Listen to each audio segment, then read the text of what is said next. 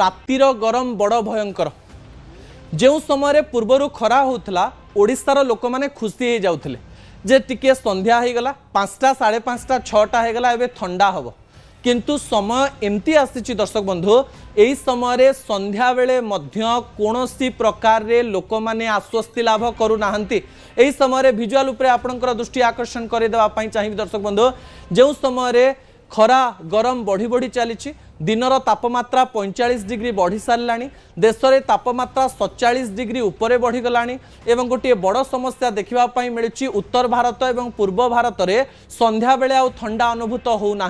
संध्या बेले मध्य आपणक शरीर ठंडा हो जाउची बोली आपण भाबुचंती आपणकर परिवेश ठंडा हो जाउची बोली आपण भाबुचंती किंतु तापमात्रा सही समय रे कम रहू नाही हीट इंडेक्स अधिक थिबारु आपणक शरीर अधिक हीट अनुभूत करुची परिवेशविद एवं किछि डाक्तरंकर कहिबा मतरे जदि दिन जाकर खरा सहित संध्या बेले आपणक शरीर ठंडा न होउची ताहले आपणको हार्ट स्ट्रोक हेई पारे ब्रेन स्ट्रोक हेई पारे आपणकर किडनी उपरे प्रभाव पड़ी पारे एवं आपणक शरीर रे बहुत प्रभाव पड़ी पारे कारण भारत रे प्रत्येक घरे एसी नाही जो मानकर दरमा 15,000 रु 20,000 से माने संध्या बेलर ठंडा पवन पाई अपेक्षा करिथांती एही समय रे वेस्टर्न डिस्टर्बेंस रो अभाव संध्या बेले रे हीट इंडेक्स बढ़ु जिबारु सुपर एलिनोर प्रभाव सामान्य भाव में आरंभ होइथिबारु टेम्परेचर डिफरेंस रे कोनोसी प्रकार परिवर्तन न आसीथिबारु राति रे मध्य सीधा सड़क भाव में अधिक गरम अनुभूत होउची जहा अनेक लोकंक शरीर उपरे प्रभाव पकाउची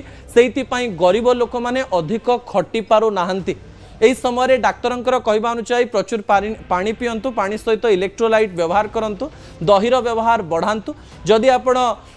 बेसी किछि खाई पारु नाहंती तले गरीब लोक माने पखाळर व्यवहार बढ़ाई पारिबे बोली किछि डाक्तर कहिदेले राति पाई मध्य सावधान हो जातु एवं निजर जीवन जीपरी विपद रे न पड़े एवं जो वृद्ध वृद्धा कि पिला माने रहिचंती सेमानकर ध्यान नियंतु दर्शक बंधु जदि सतरे सुपर एलिनो हुए ताले आपण एहार प्रभाव बहुत दिन पर्यंत अनुभव करबा पई जाउचंती असल कथा को इठी रखुछि आसंता काली राति 8 रे आपण सहित पुणी देखा रहउछ।